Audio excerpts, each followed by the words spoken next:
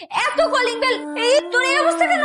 আমি বাসায় ফেরার সময় খুব বৃষ্টি হয়, ছাউনিতে দাঁড়াই, সেখানে একটা বাঁক পড়া লোক এসে দাঁড়ায় আর সাথে একটা গাড়িও।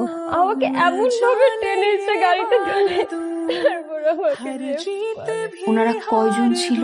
একজনই। তুই কি চিনতে পেরেছিস লোকটাকে? লোকটার চেহারা দেখেছিস? মাস্ক পরা ছিল আর সাদা শার্ট। এটা আমাদের কাছে দিবে। আপনাদের অভিযোগ কি? আমাকে রেপ করা হয়েছে। চেহারা, তার চুল অথবা তার পরনে কি ছিল একটু কি মনে পড়ে আপনার? না, তার শার্টের এই টুকরাটা ছিঁড়ে আসে। আচ্ছা ঠিক আছে, আমি বিষয়টা দেখছি। আমি নীলা, আমি ধর্ষিত। এইরকম একটা মেয়ের সাথে আমি কখনই তোকে বিয়ে দেবো। আমি ওকেই বিয়ে করব।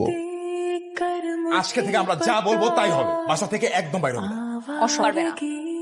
রিমানের মা ফোন করেছিল, কি আছে বিয়ে হচ্ছে না। বিয়ে করবো না, সমস্যা কি? তুই কেন আমার জন্য এত কষ্ট করছিস? কারণ আমি চাই অপরাধীর শাস্তি হোক। তাই তোর হয়ে যুদ্ধে আমি নেমেছি। আমার সবকিছু জেনে শুনে আমাকে এই অবস্থাতে বিয়ে করবা?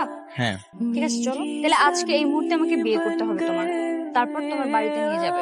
পারবে? আলহামদুলিল্লাহ, অবশেষে আমাদের বিয়েটা হয়ে গেল।